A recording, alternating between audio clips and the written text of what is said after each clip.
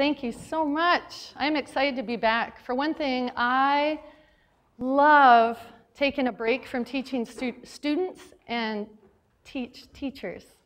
Although you are the hardest group of people to teach. Do I hear an amen? You'll probably be on your phone, you'll probably be tired, you're probably thinking, well, I could do that a little bit better, right? That's just who we are, right? That's our makeup. So my deal is to make this as exciting as possible. We're going to talk about the framework of journalism, journalism pedagogy, the art of teaching journalism as teachers. I'm going to share with you just a little bit about my framework. Adam shared a little bit. These are my children, my own children, not my students. These are actually all mine. 3 are adopted. You could probably guess which ones. We had 4 biological daughters. They range in age from 24 to 17. When our 15-year-old, or when our 17-year-old was 15, she said off the cuff, just, hey, Mom, you and Dad should become foster parents. Well, that's all it took. You ever have a seed planted? Well, it brought me back about 24 years when my husband and I were engaged, and we talked about adopting internationally, and I was like, okay, just got to shake that. This is crazy. We're almost ready to celebrate our 25th wedding anniversary. Our youngest is 15 at the time. 3 of our daughters are out of state in college. This is just ridiculous. We can't do it. So I tossed and turned and thought about it when I woke up, thought about it when I went to bed for a month. And I thought, well, I'll just tell my husband because he'll laugh at me and he'll say, oh, honey, no, it's been fun, but we're done. And then we could just be done with it because I would never do what he did not want to do. I can't, you know, that'd be almost impossible. So I shared it with him after a month, and here was his response. Well, that's doable. And I could have killed him. And I said, well, wait a minute. I'm not thinking 1. I'm thinking 2. I mean, our youngest is 15. We should adopt 2. He goes, hey, if we're going to adopt 1, why not 2? So I blame it all on him. But we went through the process, and we'll talk about the process a little bit later because it does, you're welcome, it does relate to the framework of what we do as teachers. We all have a framework. So I have 7 children. I've been married 26 years to the same man. He is now a full bird colonel in the Army. At home, he's not. I'm what he calls his chief of staff, if any of you are military. He's a great guy, and so he's full-time doing that. I've been teaching for 8 years, journalism advisor and English, sophomore English. Prior to that, like Adam said, I worked as a journalist. My first degree was photojournalism. My first job was a medical photographer. That's what I love about journalism, and I'll talk a little bit about my former students as we go along, but medical photographer, I love the medical field. I didn't feel like I could go through medical school, so I became a journalist, right? But I worked in a hospital. I took pictures in surgeries and autopsies, in histology, parts of people. It was fascinating. I learned so much. I worked for PR. So as I was telling the story, a lot of my pictures that I took, the doctors used them to speak at conventions. They were telling a story. The most fascinating picture I took was of twins. They were born, they were fine. The placentas were in histology. I went down to take a picture of the placentas. Fraternal twins, 2 placentas, 2 umbilical cords. The umbilical cords came out of the placenta and were tied in 2 perfect square knots and then went to each baby. And the babies were fine. What a story. It was just cool. So that was my first job. I worked for a weekly paper writing feature stories. I learned quickly I'm not a hard news reporter. Your son just died. Can you tell me about that? How are you feeling? You know, I just, God bless the people who do that and get the story and do it well. Then I started coaching my daughter's volleyball and basketball teams and found out I love teenagers. How many of you love teenagers? We have to, right? Everyone else thinks we're crazy, including elementary school teachers, right? I say to them, I'd kill those kids. If they ask me to tie their shoes one more time, I'm going to kill them. But I love teenagers. I love to hear they're having trouble. I love to be a positive influence in their life. I don't want to teach AP.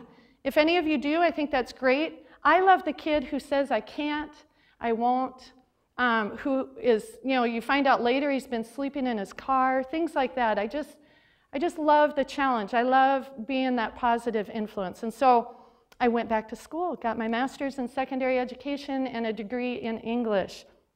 So that is my framework. I want you, and live streaming people, Kempa people, I want you to take just a minute, turn to the person next to you, and share 3 things about your framework, about your life, real quickly. Go for it.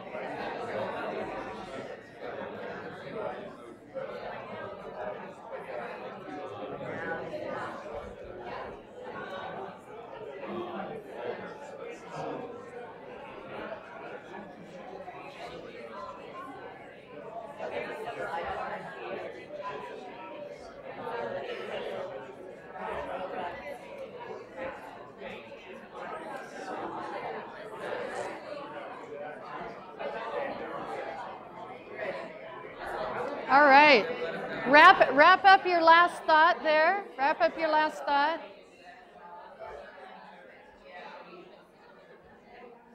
All right. Very good. You know what? That sound to my ears is just beautiful. Do you not love a classroom that sounds like that? My assistant principal does not. All my evaluations, I've been teaching 8 years. He loves me. He believes I'm a great teacher. The only thing bad he has to say every time I go in after the observation is, your classroom is a little louder than I like it to be, but it works for you.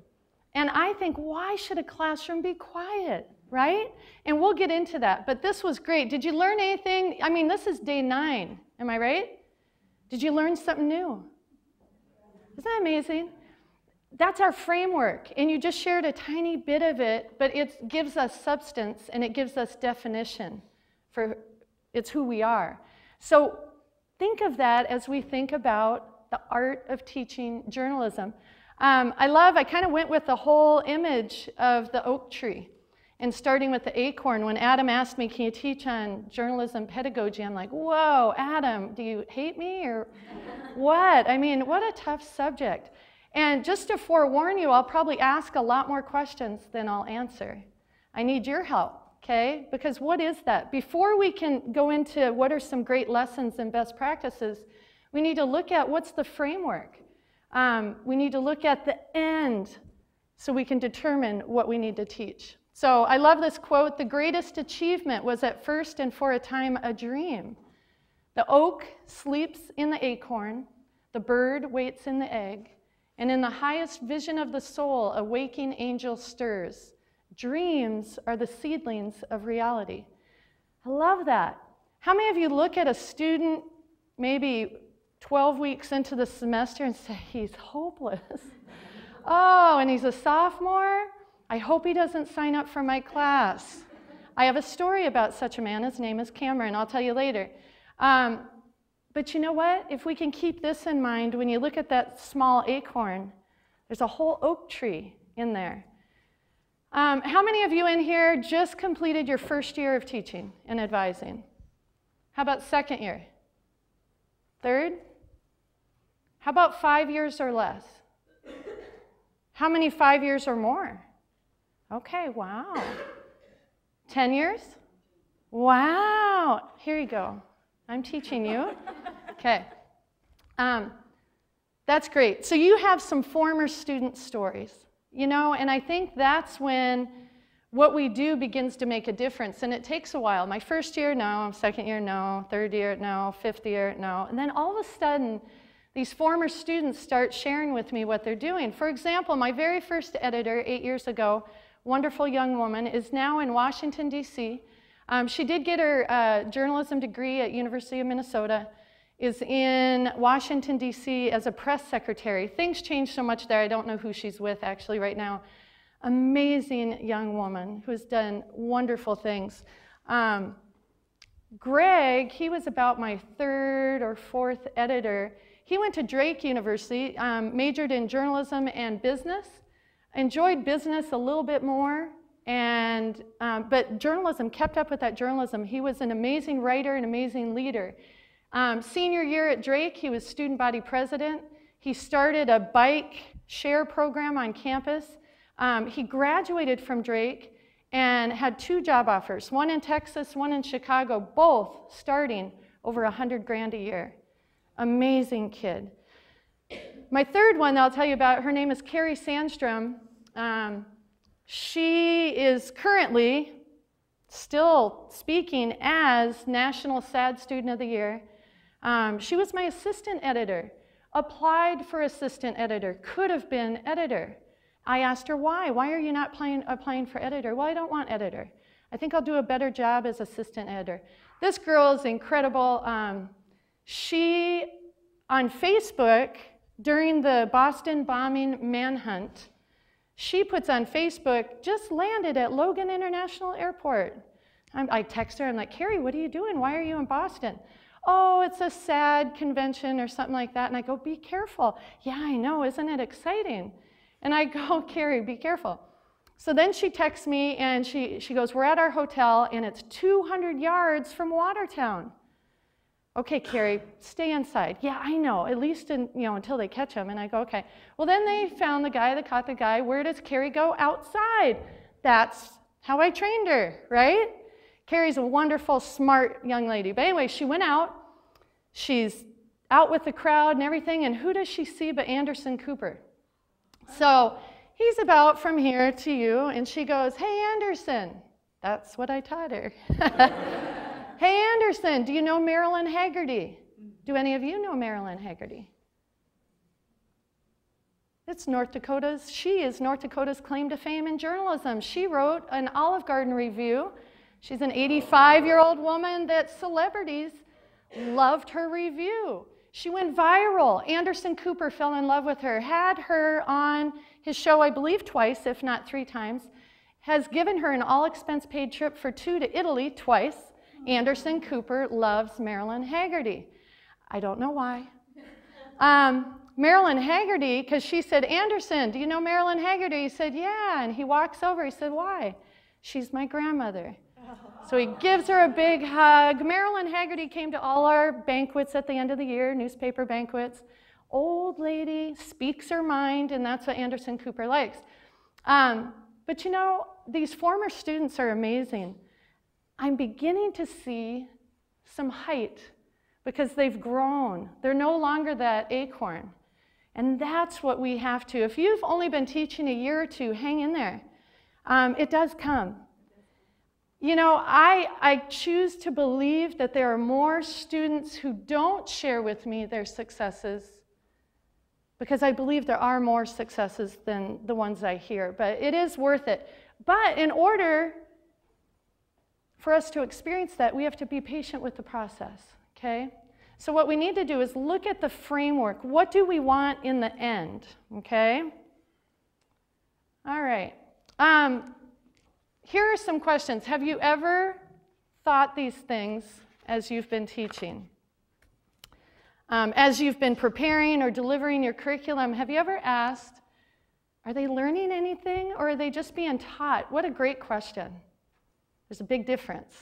Are they learning or are they just being taught? By the way, I know you have a lot of this on your thumb drive. Because what we do is never finished. The only reason we ever get anything published or finished or to the right person is because we have a deadline. Yesterday in the airport, I forwarded Adam some more resources and updated PowerPoints, and he will put those online, correct? Yes.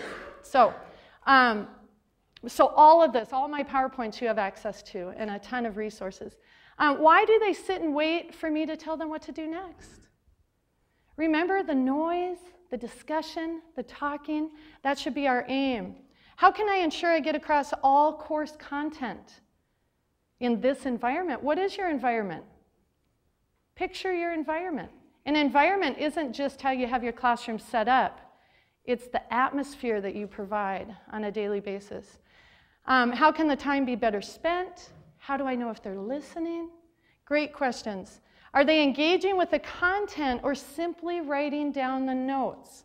So here we're really looking at Journalism 1. How many of you are privileged enough to have a 1 semester, 1 year introductory journalism class?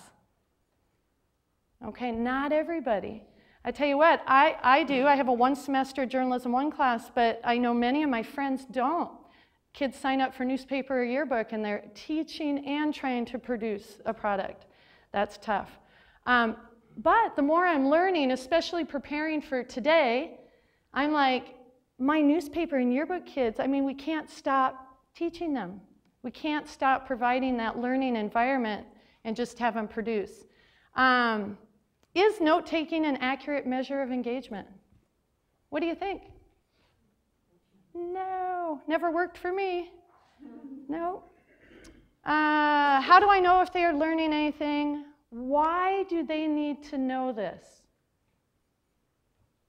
Those are the lessons I leave with my sub when my son gets sick and I can't be at school. Do they really need to know that? No, but I didn't have anything else to leave, okay? Why am I teaching this way?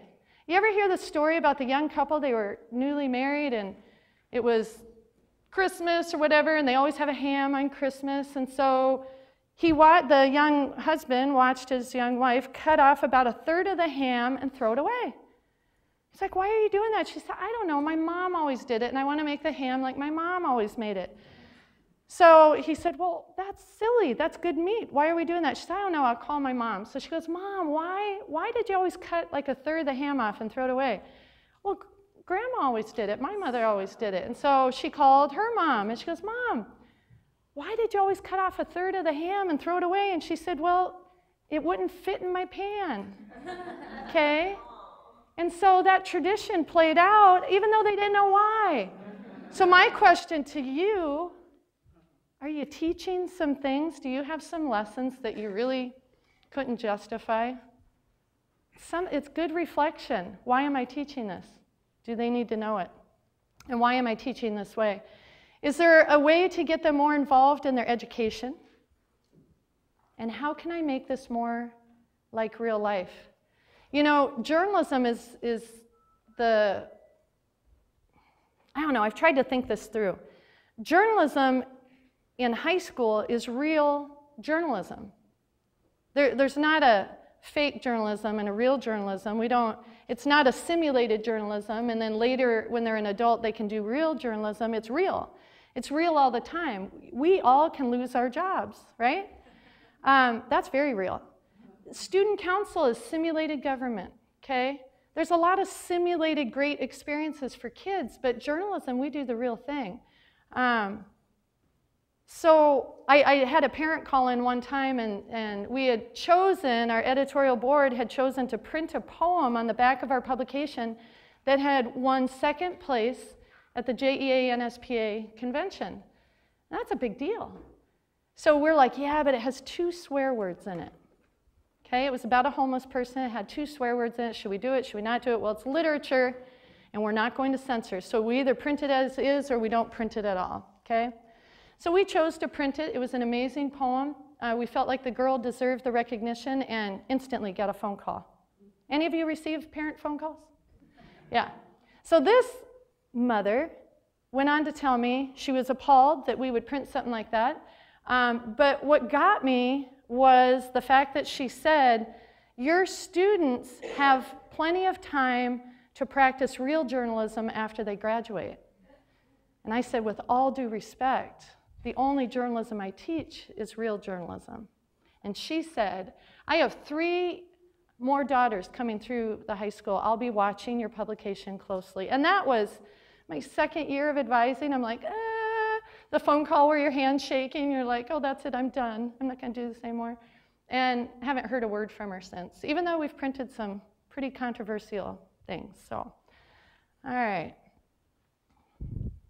I had a parent show up at my editor's front door. Oh, gosh.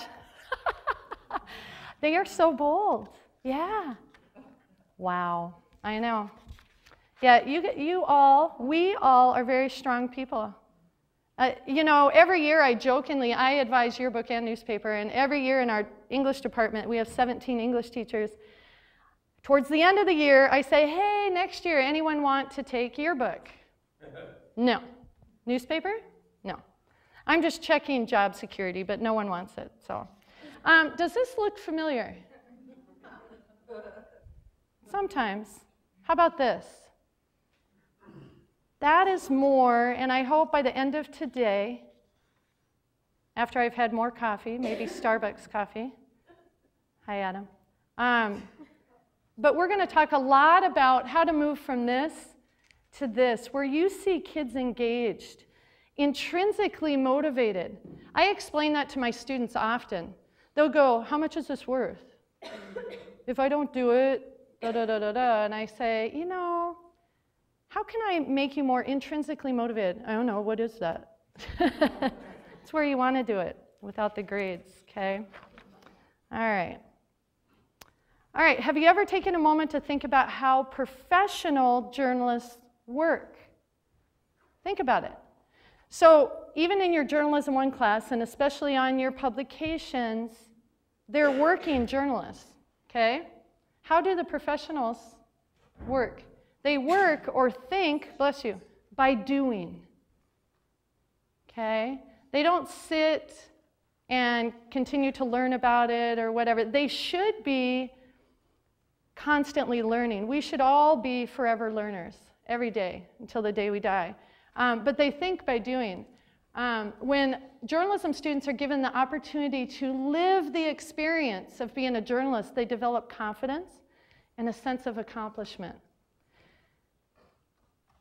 I don't do anything with the newspaper or the yearbook. I don't. I had a student come to me.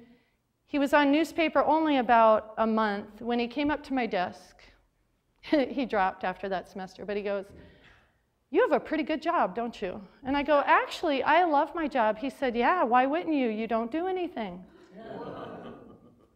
And I said, go sit down.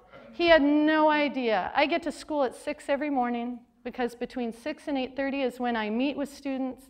I get work done. I'm on Google Docs editing or at least looking at what they're doing. I want my student editors to edit first. I don't touch a story until layout. And I don't even let them know if I see any glaring imperfections until it's on the InDesign document. I don't edit on Google Docs. I look. They don't know I look, but I look. I want to make sure content-wise we're okay, but even that is their job. I tell my editors, the first day of layout, when I start reading stories on the InDesign templates, I should not be shocked about content. And it's happened. Why did you not tell me about this? Some controversial subject. They haven't, maybe it's about teen pregnancy and they haven't interviewed the father. We had that blow up in our face when I always talk about how many sides of a story, to a story are there? How many? All of them, thank you. So many of the kids, when they come into your Journalism 1 class, say 2. There's 2 sides to every story. No, some stories have 3 sides, some stories have 46 sides. If you're not interviewing all 46 people for that 46-side story, then you haven't done your job. So we wrote a story about 3 girls, 1 who was pregnant, 2 who had given birth. 1 dropped out of school, 1 was still in school. She collected interviews, had numerous interviews. I said, you need to talk to the fathers of these babies, blah, blah, blah, blah, blah. Editors were questioning her along the way. Some fathers refused to comment, and I'm like, okay, but you talk to them, blah, blah, blah. We chose to put one of the babies who had already been born, we put the ultrasound picture on the cover of our news magazine. The day that came out, that afternoon, that young father walked into the building, right into the principal's office and said, I'm suing. I'm suing you. That's a picture of my son. I didn't give permission to have a picture of my son on the cover. And the principal calmed him down and said, listen, I think your issue is with the mother of your baby, not with my journalism advisor. I'll take care of my journalism advisor. Don't you love that? How many of you like the emails that say, come see me? And it's first period and your prep period isn't until 5th. Hate that. Anyway, I always I say, next time, tell me what it's about, because I can't eat lunch. Yeah, it's awful. So the young man left, and he did talk to me, and I said, oh, you know what? I'm sure we covered all our bases. He was contacted. He refused to comment. Talked to the girl who wrote it. She starts crying, and I go, what? She goes, well, I interviewed the mom, and she said the father wouldn't talk to me. Well, didn't you call him yourself? Well, no, she told me he would be really upset if I called him. I said, so you believed her? And I said, was the baby there? Here's the tricky thing. Oh, we blew this story. Was the baby there when you interviewed the mom? No, she said it was the dad's day to have the baby. I said, you want to know something? She doesn't have custody. He does. And you didn't interview him. Now, the young mother did not say any bad things about the father. In fact, she said in a quote, he loves to help. He brings me diapers when I need them and whatever. But he had custody. She was in and out of treatment, all this stuff. Did it not send up a red flag when the baby wasn't around? No.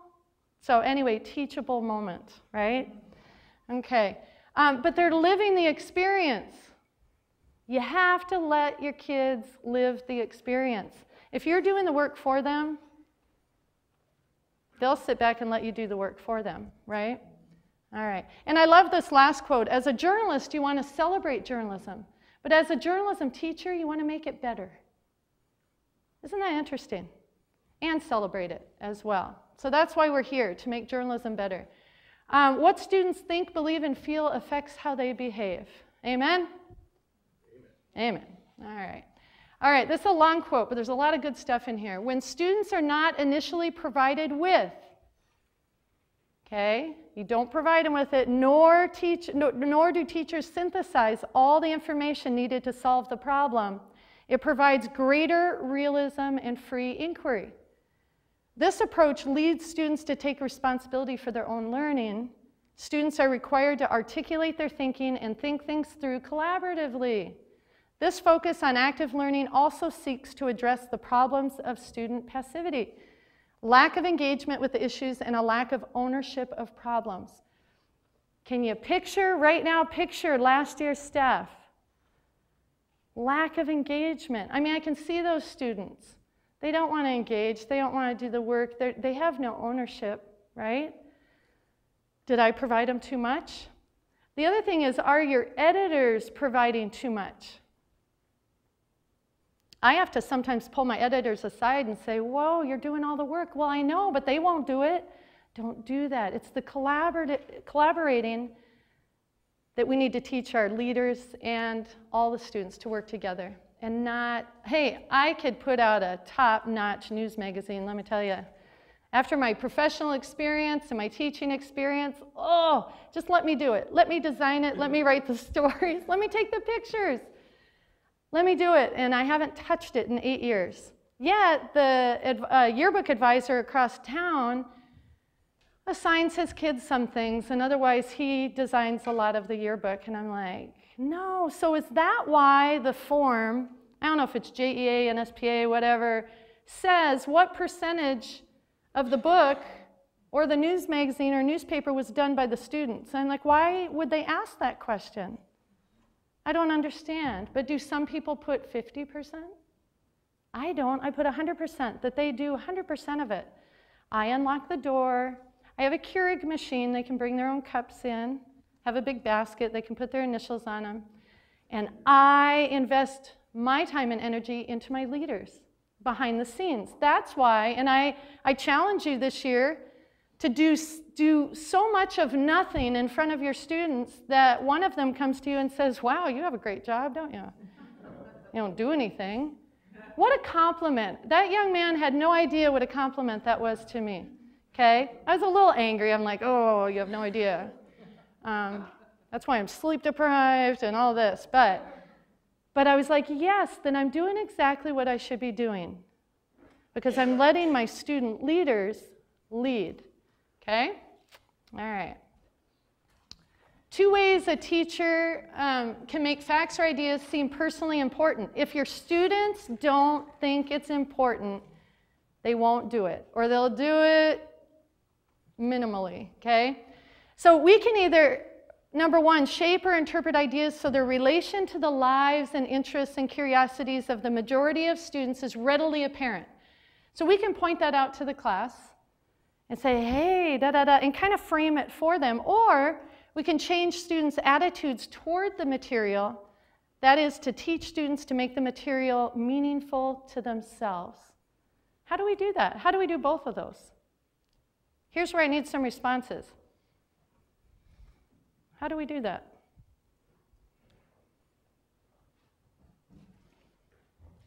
This is where I need to learn right along with you. Yes? You have to make it matter to them and do it in a way that they can be hands-on. Social media, whatever they're on, Vine, Twitter, incorporating the things so that they are engaged in what they like to do. Absolutely. Great answer. Social media. How many of you have a website, Facebook, Twitter, Vine, Instagram for your publications? One or more of the above. Okay? If you're not doing at least one of those things, I challenge you to start. Don't do it all at once, but you need to start with something. I totally agree. It becomes theirs. I went to an amazing emerging media workshop at Ball State University several years ago, and though I took a lot of notes, I have a lot of helpful information, but I remember one thing one of the teachers said. You don't have to teach technology or social media, but you do need to embrace it. That was the year I got a Facebook, I got Twitter, I try to tweet. I'm more of a reader and a lurker, like Adam was saying on Twitter. Great information on there. I now have an Instagram. I haven't done the Vine thing yet. Whatever my students talk about, I embrace. I don't have to teach anything. Okay, so keep that in mind. That freed me up so much. Because what I didn't want to do was I didn't want to teach social media or how to run a website. You don't have to. Provide it, and they'll go with it, okay? All right, someone else? Yes. And I don't know how this will work yet because it's a work in progress, but I had all my students my returning students, toward the end of last year come up with a topic that they were interested in, a creative presentation, whether it be editing, taking photos, whatever. And then at the beginning of the year, this year, my hope is that they're going to give those presentations to the other students, the new students, and the other students in the class that are returning, and let them teach those topics. Absolutely. So we'll see how it works. Awesome. No, that's great. You know, when Adam asked me, I couldn't make it last week, so I had to teach something new today. I kind of do it. We all do it innately, but to teach it, the amazing thing is we retain 90% of what we teach. So smart move. I don't think you can go wrong. It'll be interesting to see how it goes. When we go to a national convention and my students go to workshops, I say take notes, get material, because when we get back, you're presenting to the whole class. And they look at those handouts, they take notes, they have to present. And we'll get to more of that later as far as presenting goes. I do the same thing as Dan was saying a little bit. I teach the basics, and then I have them in groups research a little more, create a presentation however they want to create the presentation, and then they do have to teach, but they also have to apply it. So they have to make sure that they either do a publication, they do a broadcast, they do whatever it is that they're teaching, they have to create something. Nice, nice. Awesome. See, take it a step further. All right, anybody else? How do we make it theirs? This right here, this room, one of the reasons I love coming here is this is just a treasure chest of best practices. And you may not think so, but if you're doing something that someone else has struggled with, it's good. All right, any others? Okay, keep it in mind though, that they need to understand the purpose. They have to feel like they have a purpose and they're motivated and that it's meaningful to them. So they, on Story Idea Day, they may come up with, for the newspaper, they may come up with something that you go, really?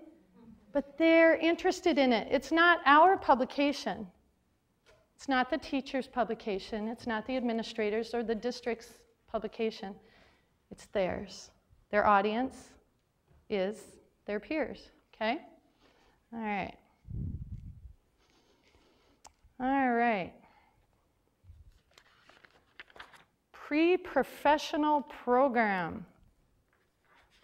That's us. Okay. It's incomplete without actively working to develop their communication skills. So here we're going to come back to this in presenting. So much of work life, so much of what we do is in presenting ideas and results to peers. That's exactly what we're doing here. My husband is full-time in the Army. He presents all the time. I mean, there really isn't a profession where you don't have to present, okay? Something at some time, even if it's just in the interview for the job. So the more we can get our students to present their information. In the past, we've done things such as showing, after we get all the photos for that issue and we have them in a folder and they're edited, we'll show the photos. Let's praise our photo editor and photographers for what they've done and have them present it, okay? We sit around the table throughout the process of our newspaper issue and the writers of the big story share where they're at, okay? Anything where you can get them sharing and presenting the work that they're doing. By doing that, they have to know what they're doing, but they also have to know why and how they're doing it, okay? I also make sure that the students give each other advice or praise or what it may be, where if it's a publication that it's up online. I don't go to WordPress, I haven't done it yet, but I've just done their blog. So it's a blog, and then every student in the class has to at least comment on 2 or 3 publications. Nice. So whether it be, I would like to see this in there, or you did really good on this, maybe you should focus on this, whatever it may be, so that it's not just me always commenting, it's them commenting on each other, keeping each other in check or something. Right. Very good. We do, after second draft on our newspaper, we have copy editing. We write everything, they write everything on Google Docs, and so copy editing that day when second drafts are due, everyone gets on a computer, everyone has to read every story and make comments. They don't get credit because they're extrinsically motivated, we have to give points for it, but they don't get credit unless they've written at least 1 constructive comment and 1 praise. Okay, and I've taught them, I want you to read it for content. I want you to make a comment about the content. Is something missing? Is there a source that appears to be missing? And how can that story be better? Again, the only reason we publish stories is because we have a deadline. Every story that's published could be better. Okay, and boy, aren't the most difficult students the perfectionists? They don't want to show you drafts. I'm like, why have you not shared that Google document? Well, I'm not done yet. No. Funny story, I always tell my students, share a blank document with me today. Sit down, share a blank document with me. Name it this, whatever. I want to see it blank because I want to see the process. Writing is a process. If I'm not reading what they're writing as they write it, I don't believe I'm doing my job. And I know I'm fairly new at this, 8 years, but I don't understand, even in my English classroom, how I can assign a paper, work with them in class on it, but not see anything till the final draft. Well, then I'm grading papers and I go, whoa, oh, they went the wrong way. So they get a C- or a D+ on it. No, and it's a lot of work, but how many of you are on Google Docs? Okay, you need to be on Google Docs. If you're not on Google Docs, it's collaborative editing. Okay? Anyway, funny story is one student in that Journalism 1 class, whatever we were doing, an observation, story, defining moment, whatever, it was blank. Like first draft was due, and I'm like, why is this blank? And he goes, well, you told me to share a blank document with you. Well, yeah, but now you're supposed to be writing. Well, I am. Where? Oh, I started another document. Well, did you share it with me? Well, no, you didn't say to share that one. You just said share the blank document. And then I prayed, please, God, don't let them sign up for a publication. All right, yes. How do you reconcile the I'm hands off and I don't do anything? Are you going to get to this? Am I too jumping? I mean, how do you reconcile that I'm hands off, I'm not going to do anything with giving people on the right track when they're not on the right track? Because that's something that I've battled with a little bit, and I don't know really how to handle that. And we will get to it in more depth later. I don't do anything in front of the whole staff. I spend a lot of time with my editors, my editor and my assistant editor. I love my setup at my school is I have a big lab, we have computers, and then I have a back room that used to be a dark room. But they took all that out and they put a counter back there, and I have a fridge and a microwave, and I have a sink because it was a dark room. And so if we had a bathroom, I could live there because we have 2 couches, so I could sleep there. I have to invest the time and energy and teaching into my leaders, editor, assistant editor, and they know that when they interview. We do mentoring every Tuesday morning, and it's not mandatory, but I'll get to that later. And they come. I work with them. They have my cell number. They text me. They tweet me. They try and Facebook friend request me, but I say not until you graduate. Group Me. How many of you have the app Group Me? Nobody. Adam? Group Me. G-R-O-U-P-M-E. If you have I have an iPhone. I don't know if it works on an Android or not. I'm sure it does. Group Me is group texting. So all you do is you set up different groups. So I have yearbook editorial group. That's my editor and assistant editor. And then I have yearbook. And that's everyone on staff. It's texting. If the students don't have the app, they just receive it as a text message. So they can still stay in the loop. They don't have to be able to get the app. If they get the app, it's all together. It's not on your texting. It's in a separate app, which is really nice. So if I have a question or something happens, I can go to my newspaper editorial, which is just me, the editor, the assistant editor, and say, we need to meet ASAP, or what happened with this, or whatever. I'm in constant communication with my editors. I love it and I hate it, but I honor them and they honor me. So I've never been disrespected. I've taught them that if they need me, they need to say, hey, I need to talk to you. Is now a good time? Because they know I have 7 children and a husband. So that's how I handle it. There's a lot of fires. I do a lot. I have to do a lot. I have to advise. I've never said no. I've never censored, ever. And I won't ever. But I do ask the hard questions. Okay, we need to talk quickly. We're in the middle of layout. We need to print this tomorrow. This isn't good. How did this get so far? I can't believe you didn't interview this person. This is unprintable. As far as I'm concerned, what do you think? Okay? They then say, well, we're going to meet with that section editor. It's a news story, so that section editor and the person who is writing it. You want to use my back room? Sure. So they go in the back room. I sit at my desk. That's how I do nothing. Then they talk with those people. They come out, and I go, come here. So then I make them fill me in. How'd it go? What'd they say? Da, da, da, da, da. We have to be very involved. But we have to.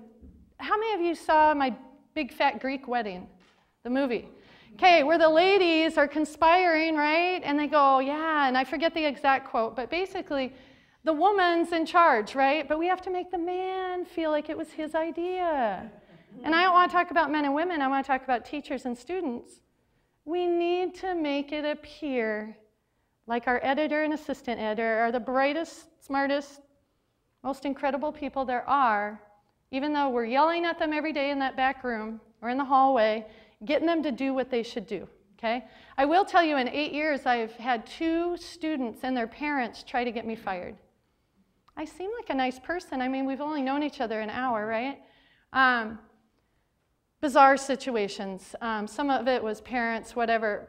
What it boiled down to is I held that editor accountable for the job they applied for in a very nice and respectful way. But the more pressure I put on these 2 particular students, you know, you get blindsided sometimes.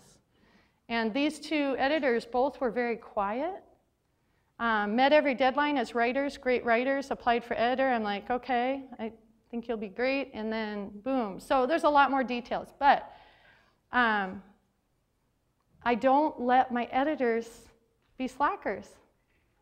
I won't do it.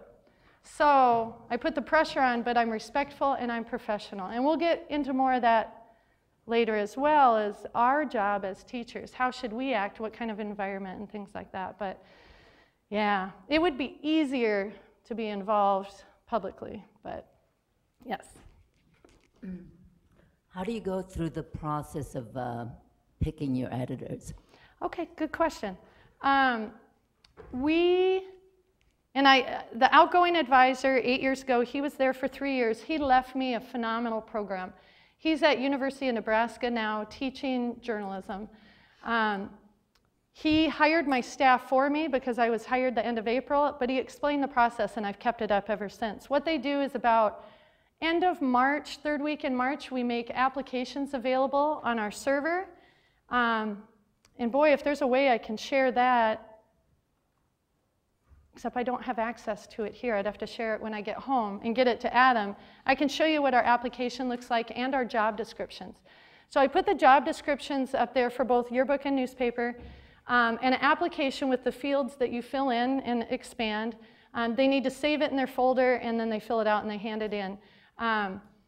Then I put up a schedule on our board for about 4 or 5 days, different time slots where they will interview with me and the outgoing editor. The reason I have the outgoing editor in there is they've had a lot of experience, and I trust their judgment, but ultimately I make the decision. I have to work with the new staff. So the 2 editors who tried to get me fired, that was my fault. You know, I didn't see some things there. But so we do applications due probably 3rd week of March. Last week of March we interview. And then we set our banquet for about the 1st week of April. We have a banquet. Parents are invited. I usually have 70 to 80 people there at a restaurant with a big room or whatever. We celebrate the year. My students come up with awards. Seniors can talk and share whatever they want to share about being a senior and graduating.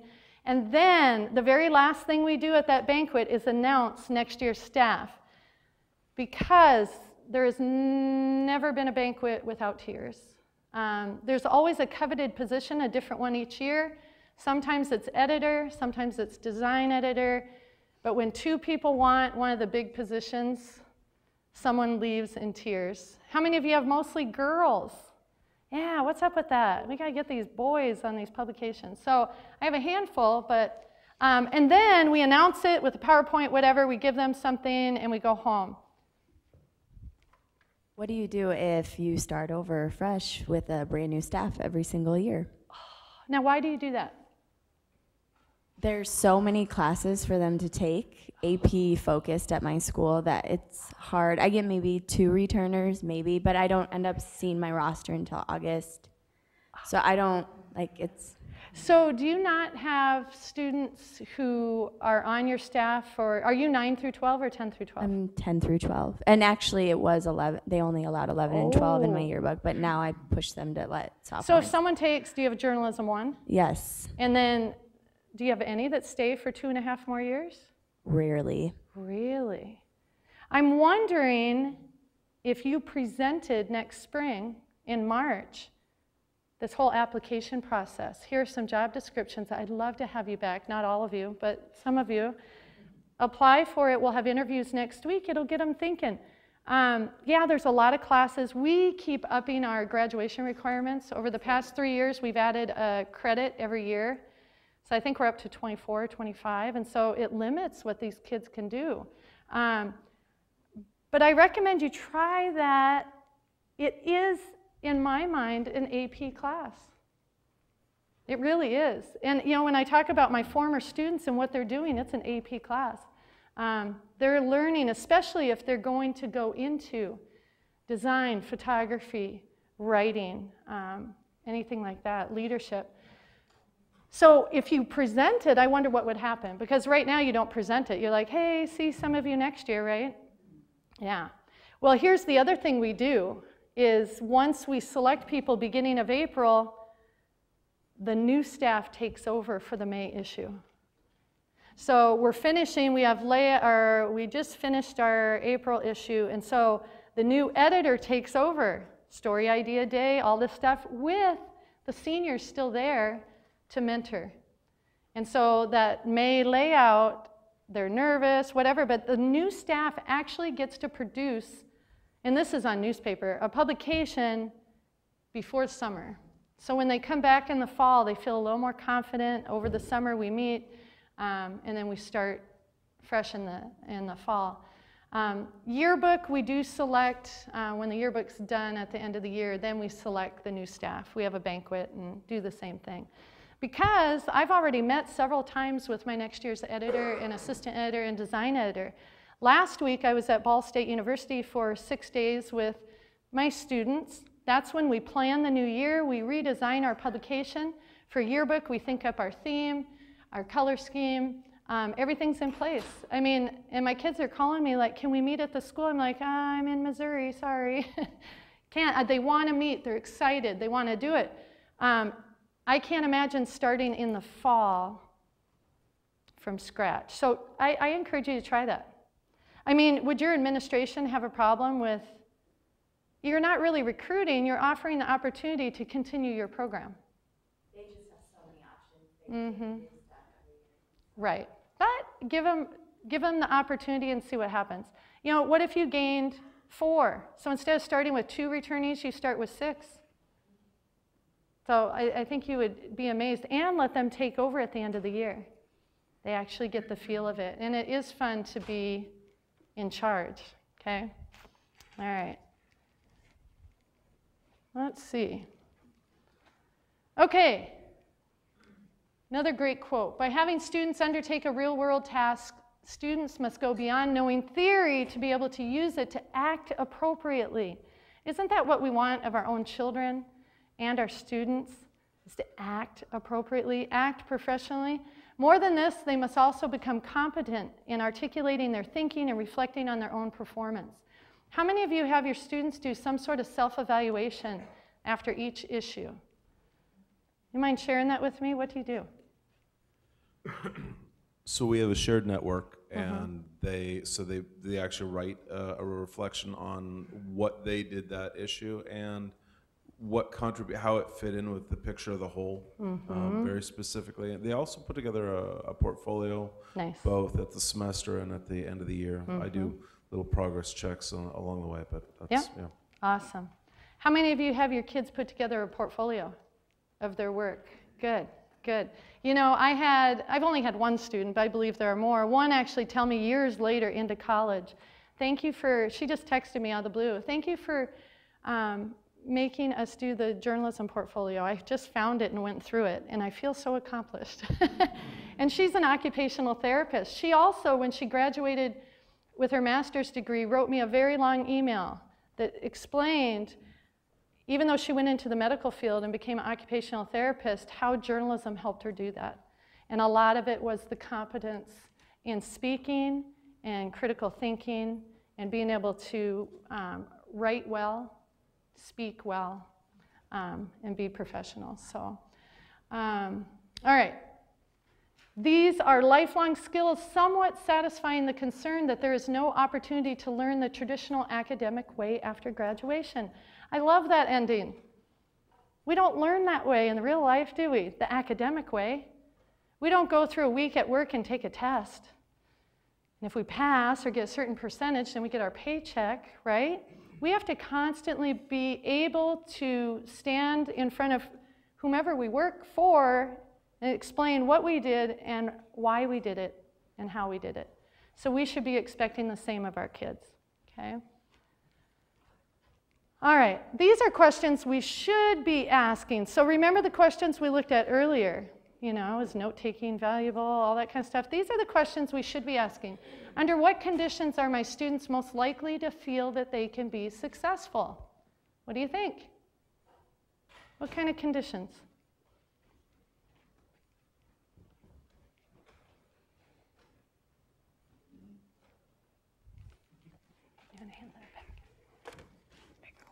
I'd just say where it's okay to make mistakes and learn from them. Awesome. Just a trusting, kind of like comfortable environment where they feel like they can be themselves. Absolutely. Awesome. Anyone else? I think also when you can kind of humanize yourself and say, you know, I make mistakes too, and they feel more comfortable working with you, and you kind of build those working relationships. Absolutely, absolutely. It's also important for them to feel they have the tools to do it, that they have the ability to do it, and even if it's not quite easy for them, it's doable. Right, which all boils down to allowing them to fail, right? Making that safe place where they feel like they can do that. When are my students most likely to become curious? So just going back to allowing students to fail. Okay. How do you do that when the publication, especially like yearbook and that sort of stuff, is a very visible thing for the school, and when you have so many other students, parents, and people invested in it, and I don't know, just how do you handle that? Well, I don't need that one or this one. Get so confused. Who am I speaking into? I allow them to fail. Like I say, I am very hands-off, but I'm always watching. And that's why I love Google Docs. I know what they're doing. I know where they're failing. So again, I approach it actually I approach it with my editors. Have you noticed this? This story cannot be published. What's going on with this? You know, she only has 2 sources. Then they address it with that writer. So they're allowed to fail. We've had many, many, many stories not ready to be published that we then say, this is a good story. It's not done. You haven't done your job, but we'd like you to publish it in the next issue. And there's consequences with their grade because they can't just go, cool, I have another month. But we allow them to fail, but we allow them to finish it and do it the right way. Which I think is important, so I like that. But what about just like really practical things? So for example, this year for one of my students, he really wanted to cover soccer for the yearbook. And so I was like, great, he goes to the game, he's doing his thing. Later that evening, he's lost the camera. And so not only, we lost the pictures, the memory card, everything, and so unfortunately that was like one of their championship games. It was towards the end of the season. That was really one of our bigger things for that section, and we lost that content. And so how have other teachers balanced like a real epic fail where a student, we've allowed them to screw up. You put your trust in a student and they don't always come back with results. And so how do you, deal with just the logistics of white space and missing content and lost cameras? Wow. Okay. And be thinking, if you have an answer to this, I'd love for you to share. With the camera, like you lost the camera. Okay, we have 10 cameras, ranging in price from about $700 to $1,200. We have not lost one yet, but we've had them break after a week. Cracked lenses, lost lens caps. What's a lens cap? I now, and it takes years to get to this point, but I now have a contract for yearbook kids, especially, and photographers on newspaper that is signed by the parents. With the understanding that if there's damage or loss, that they're financially responsible. And I've showed it to my principal. I mean, they have to be. I mean, they can't. If they lose a textbook, they're paying $80 for the textbook, right? And why should we be no different? But what I learned the hard way is that you have to have the policy in place. You have to have the paperwork in place before it happens. If you don't, then that's camera down, and you learn from it. I'm trying to figure out the memory card thing because I buy memory cards and they never come back, and I can't figure it out because we have pictures, but we have no memory cards, so I can't figure that out. Epic fail, white space. Okay, I've had that happen. I've had students totally blow a story, kind of string us along. Yep, got it. Don't worry, we're in layout. Wait, we gave you a spread. What are we going to do? Well, we've designed a lot of full-page ads for Starbucks who will not advertise, but will give us free coffees and treats if we put an ad in for them. So we call up Starbucks. They're our go-to. Hey, we have blank space. Next Thursday, could we pick up coffee and treats? And they go, absolutely. They love the advertising, but they can't pay for it, except in coffee. The other thing is, and this is a hard lesson, and I've had to do it a couple times, that epic fail, I'm not going to shame them. It happens. But there's also consequences to failure that we need to walk through professionally. And our printer prints our paper in 8 pages. We have an 8.5 by 11 news magazine. So if we take out one spread, we have to take out 8 pages, and we've done it before. What that means, if you have a website, we put some of the content on the website, or we save some of it for the next issue. And that person needs to stand in front of the staff and explain what happened.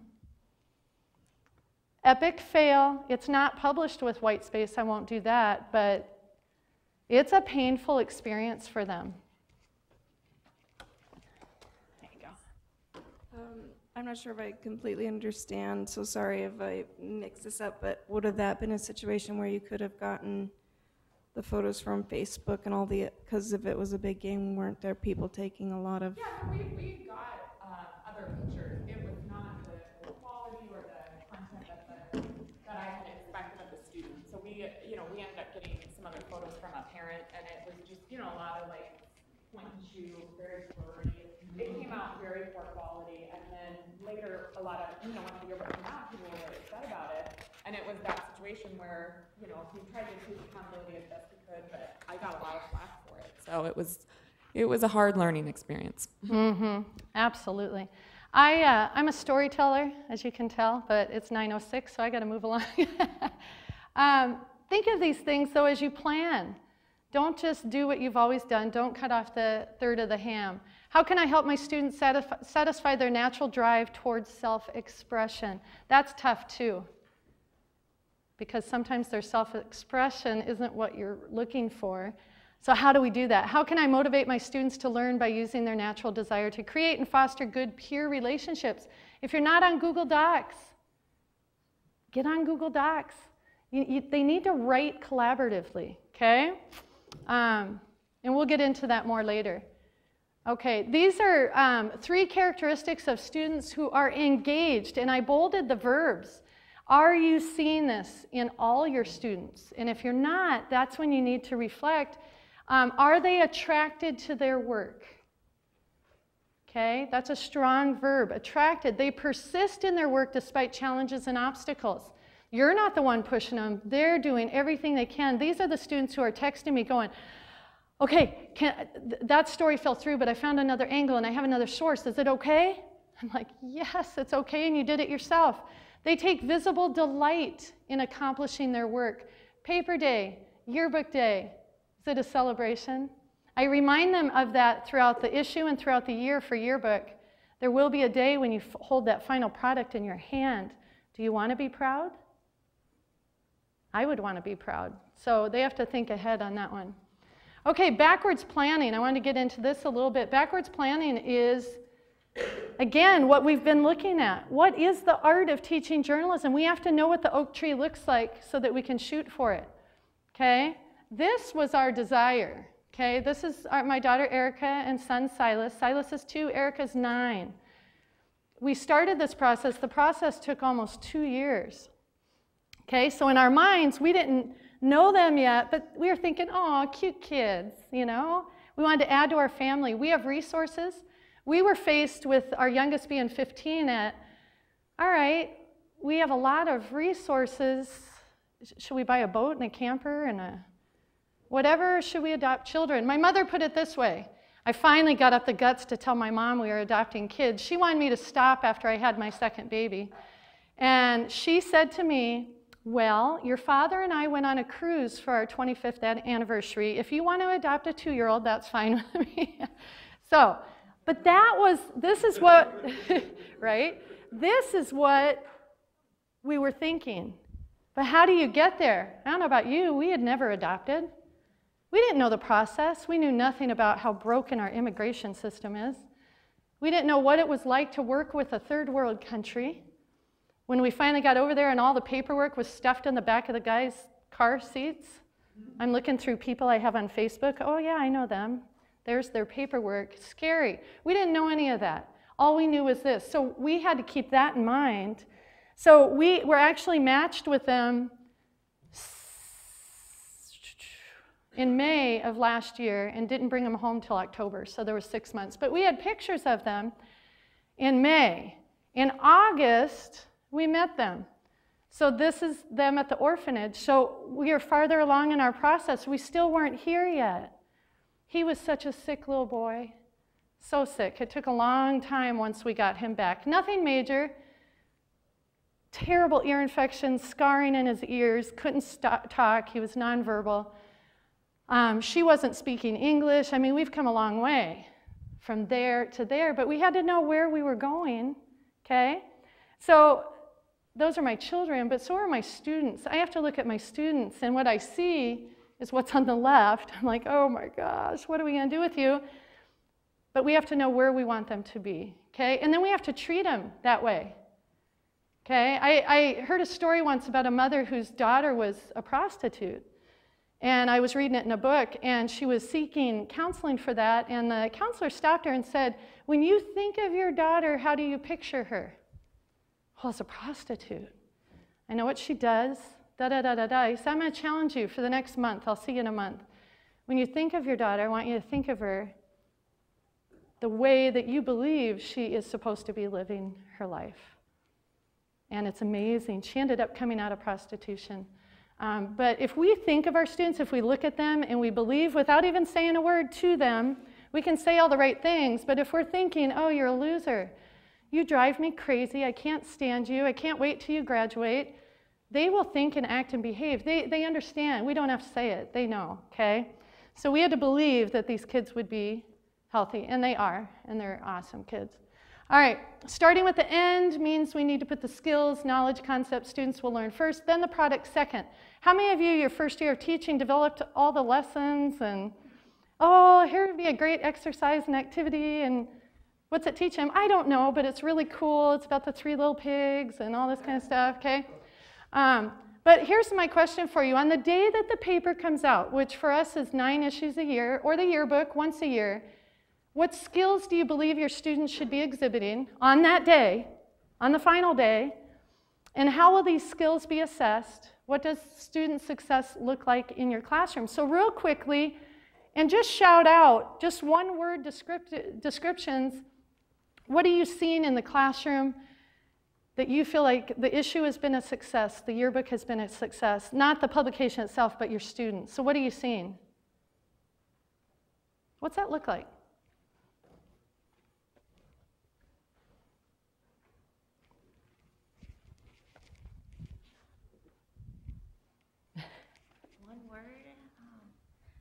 Joy.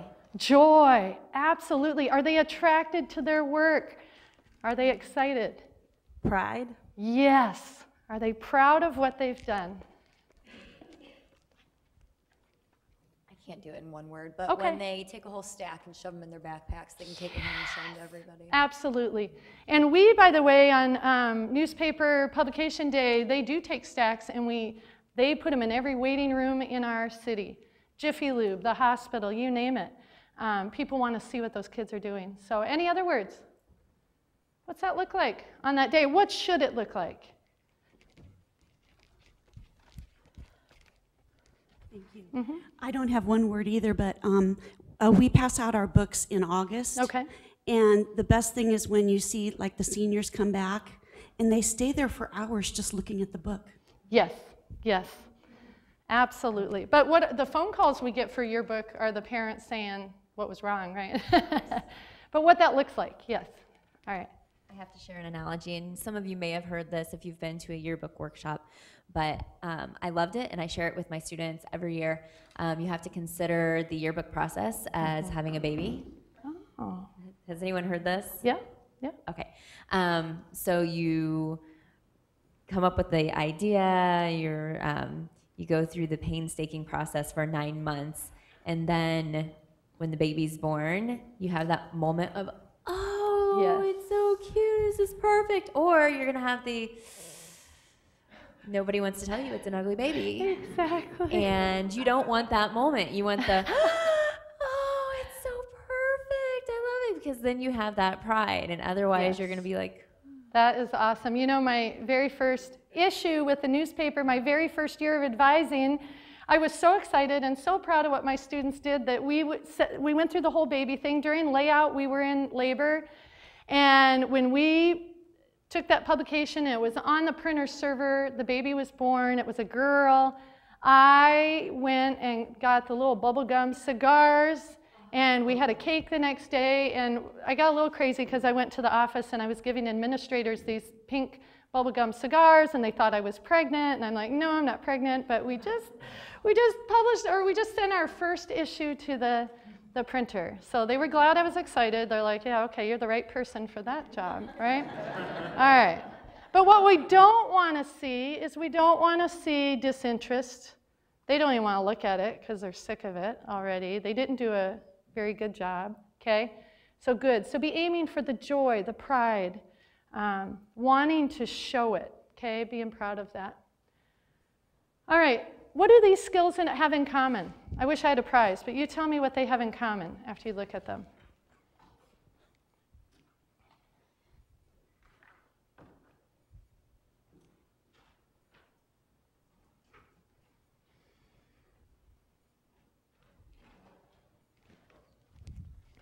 They're all skills learned in the journalism classroom? They're all skills that should be learned in the journalism classroom. But even beyond that, what are we facing as journalism teachers nationwide with our programs? They're also all skills to be successful in wherever they're going, the next step. Very good. Absolutely. Anybody else? Initiative. Initiative. There you go. These are the skills included in the Common Core. You know, how many of you are JEA members? Journalism Education Association? Yeah, we all signed up for it. Good. Don't you get a free first year? It's like $50. Yeah, go for it. Get on their listserv. I suggest you use a Gmail account or something like that because sometimes, some days you get a lot of emails. But it's outstanding. But they have a lot of great information, even to share with your principal. If your program's in danger of being cut, journalism students are learning what's expected in the Common Core, okay? What this is basically saying is that employers out there are expecting their employees to know computer skills and software programs and how to communicate and how to think critically. Basically, they want students with journalism experience. That's the bottom line, okay? And then I went through, I don't have the time, again, this PowerPoint's on there. Underneath, I picked 5 standards in the Common Core. Underneath it wrote what we do in journalism that matches perfectly, okay? Informative, explanatory text, that's what we do every issue in the newspaper and in the yearbook. Narratives to develop real or imagined experiences and events. Produce clear and coherent writing in which all the development and everything is appropriate to the purpose and the audience. We have to know our audience. What better way than to publish, okay? Develop and strengthen writing as needed. They have to plan, they have to revise, edit, rewrite, try a new approach. What's most significant? What's the angle of the story? Okay, again, purpose and audience. And then gather the relevant information. They have to interview the sources, the primary sources. They should go to the interviews having researched the topic. That's why I try to tell them, go prepared. Okay, all this is your job security right here. What we do teaches the Common Core. I mean, we've got the framework right there in the Common Core. First Amendment rights, you went over that last week, I hope, right? Okay, make sure, I love this, the words of the First Amendment do not change, but how we interpret them does. Help your students interpret the First Amendment. If you don't teach the First Amendment, you cheapen their journalism experience, because if they don't know why we can do what we do, what they can do, it's a cheap experience. It's a privilege to be able to write journalistically. Court cases, I heard you went over these as well. Just amazing when you look at all of them as they relate to the First Amendment. Speech and press in particular. Know your court cases. Know the people that have gone before you and before your students to blaze that trail. How many of you in here are a CJE with JEA? Any MJEs? Ah! I want to take my test in Boston, so we'll see. But get those credentials. No, you do not get paid more, but it looks cool. You can put your name in CJE or MJE, but really, get your MJE, you need to know these 10 right here. In your resources, I put background stuff on all 10 of those court cases. All right, the power, lastly here, and again, all we're talking about right now in this first session is what does the oak tree look like, okay? Stories are important cognitive events, for they encapsulate into one compact package information, knowledge, context, and emotion. That's my challenge right there for you, is put that quote on your desk. By the end of the year, I have quotes taped to my desk. So whenever I have a sub, I'm sure they sit there and they're like, wow. But I need to see it there so that I treat the student as I should treat them. But are all your stories in your yearbook and your current issue of your newspaper, are they a package that's informative? Is your reader smarter by reading the stories in your publication? Because if they aren't learning something, then you shouldn't publish it. So if you write a whole story about Friday's game, and you publish it a week and a half later, and all your student did was tell what happened in the game, and most of the students went to the game, are they smarter? No. But if they learn that the star running back actually was just diagnosed with leukemia or whatever, okay? You got to make sure your kids' stories are smart. All right, so this is where Kempa, Christy, say goodbye to Kempa. Bye, Kempa. Bye, Linda. We are going to do an activity that kind of be fun to watch, but I think we'll sign off with the live streaming audience. Thank you for joining us, and I don't think we'll see you anymore. But go do the good work in good faith. All right.